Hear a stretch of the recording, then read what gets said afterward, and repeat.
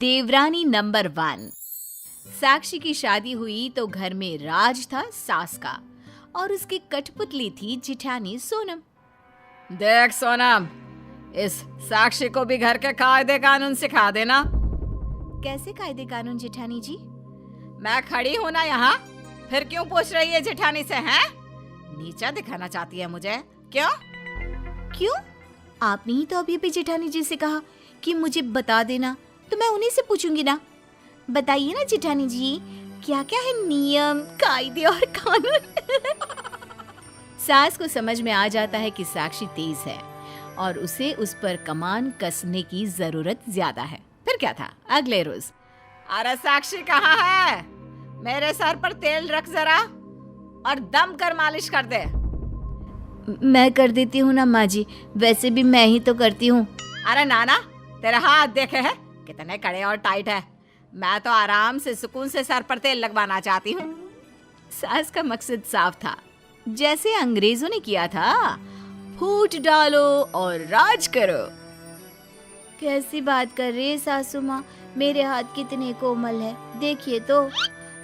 सोनम सीधी थी, वो सास को हाथ दिखाने लग जाती है। तभी साक्षी आती है। नहीं नहीं सोनम भाभी, आप आराम करिए, मैं खाना बना कर आई हूँ, सासू माँ के सर पर तेल में लगा देती हूँ। वैसे भी सासू माँ कोई झूठी औरत तो है नहीं जो झूठ बोलेंगी। अरे आज के बाद सासू माँ आपसे कभी तेल नहीं लगवाएंगी, लिख कर ले लीजिए। क्यों सासू माँ? सास भी शानी बनने के चक्कर में हाँ कर देती है। अरे जरूरत ही क्या है? अरे जब ऐसी परी जैसी बहू आ गई है तो ऐसी खड़ूस के हाथ को क्यों मैं अपने सर पर हाथ रखने दूं? सोनम परेशान तो होती है, लेकिन फिर मन में सोचती है बात तो ठीक है, मैंने बहुत काम कर लिया, अब मैं आराम करती हूँ। लेकिन कहाँ, जहाँ सास का राज हो वहाँ सोनम आराम कैसे कर लेती? सोनम, अरे ओ सोनम, साक्षी के आ जाने के बाद से तो कुछ ज्यादा ही आलसी हो गई है तू। यहाँ अभी सोनम सोच ही रही होती है कि चलो सास के पास जाकर थोड़ी देर बैठकर आ जाते हैं कि सास की आवाज आनी शुरू हो गई। हाय रे, क्या मार दिया मेरे सर पर। हाय रे, ये तो डंडे जैसा लग रहा है। कैसी बात कर रही है माँ जी, अभी तो मैंने कोमल कोमल हाथों का उपयोग किया है, अभी तो तेज हाथ लगाया ही नहीं है दर्द निकालने के लिए। बस फिर क्या था, साक्षी सास के सर पर जोर जोर से हाथ मारना शुरू कर देती है और सास चिल्लाना कि तभी सोनम आ जाती है। क्यों, क्या क्या हो गया सासू माँ? साक्षी, ये क्या कर रही हो तुम? अरे कुछ भी नहीं भाभी, बस माँ जी के सर का दर्द हटा रही हूँ। अच्छा माँ जी, कैसा लग रहा है? सोनम दीदी से अच्छे हाथ है ना मेरे। सास क्या करती, पहले ही सोनम को इतनी खरी खोटी सुना चुकी होती है कि वो उसे कुछ नहीं कहती। अरे रहने दे बहू, रहने दे, सारा दर्द ठीक हो गया मेरा, छोड़ मुझे। सासू माँ, मैं लगा दूं सर पर तेल? सास मन में अभी सोच ही रही होती है कि अरे नहीं नहीं नहीं भाभी, आपको क्या लगता है कि सासू माँ ने जो बात कही थी वो गलत थी? अरे वो आपसे कभी तेल नहीं लगवाएंगी, समझी? खैर, सास को अब सर पर तेल लगाने का सारा शौक खत्म हो जाता है, लेकिन फिर भी अगले रोज सास जोर जोर से सोनम पर चिल्लाने लगती है। सोनम, अरे ओ आलसी, अरे देख तो सुबह के 5 बज गए हैं, कब की जगी हूँ मैं, लेकिन मजाल है कोई चाय को भी पूछ ले। सोनम किसी तरह आंख मलकर उठती है और सास को चाय बना कर देती है। सास को वो चाय दे ही रही होती है कि साक्षी आ जाती है। क्या है भाभी, बुरा न मानना, लेकिन मैंने सुना है कि सासू माँ कब से बैठी हैं, चाय नहीं मिली उनको। और क्या, ये कोई बात होती है?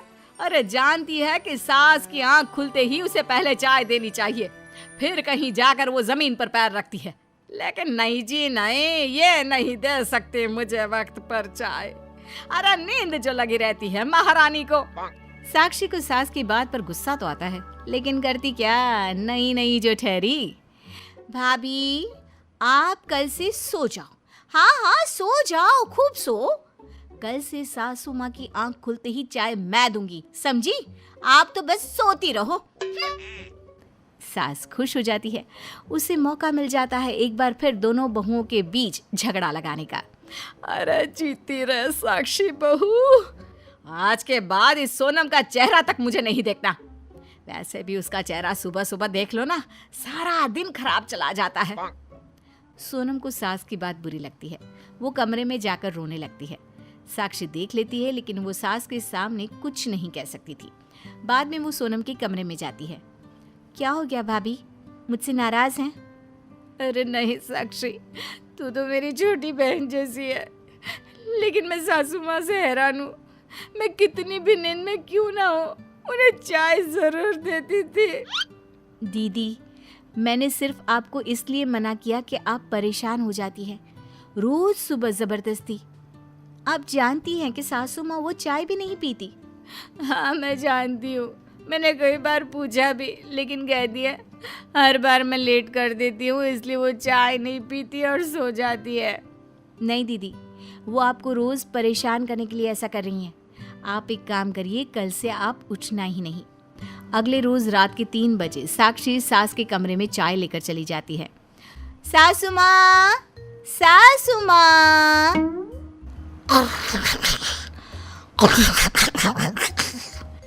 सासू माँ, चाय चाय ले लीजिए। सास घबराकर उठ जाती है। वो डर जाती है और जोर जोर से चिल्लाने लगती है, भूत, चाय वाला भूत, बचाओ। कमरे से माँ की आवाज आती सुन सारे जाग जाते हैं। अरे साक्षी, तुम कब उठकर माँ के कमरे में आ गई? अरे कहाँ है भूत? सास कुछ कहती, इससे पहले साक्षी बोलती है, सासू माँ मैं हूँ। वो क्या है ना, दीदी आपको 5 बजे चाय देती है तो आप ये बोलकर नहीं पीती कि उन्होंने देर कर दी। वो 4:30 बजे दे तो भी नहीं, इसलिए मैंने सोचा कि मैं तो 3 बजे ही चाय लेकर जाती हूँ, कम से कम आपको परेशानी तो ना हो। अब सोनम समझ जाती है कि साक्षी क्या करवा रही है। मेरी तो शक्ल ही सासू माँ को मनहूस लगती है, तो मैं तो सुबह सबके पहले उनके सामने आ ही नहीं सकती। ठीक है साक्षी, तू ही सुबह 3 बजे सासू माँ को चाय दे दिया कर। सभी कमरे में चले जाते हैं। 1-2 दिन साक्षी रात को 3 बजे सास को चाय देती है, जिसके बाद फिर एक दिन रहने दो बहू, मैं समझ गई, तू सोनम का साथ दे रही है ना। माना मैंने बहुत परेशान किया उसे, लेकिन तूने मेरी आंखें खोल दी है अब। सास सोनम को बुलाती है। सोनम बेटा, तेरी देवरानी तो बहनों से भी ज्यादा तेरा साथ दे रही है। मैंने तो सोचा था कि तुम दोनों के बीच लड़ाई लगवाकर दोनों से जी भर के काम करवाऊंगी, लेकिन ये साक्षी। वैसे सासू माँ, हर घर में होता भी यही है। 2 बहुओं का लड़ना सिर्फ बहुओं का लड़ना नहीं होता, बल्कि 2 भाई का अलग होना, एक घर का 2 घर हो जाना होता है। अगर ये बात देवरानी जेठानी समझ ले तो हर देवरानी बन जाएगी देवरानी नंबर 1।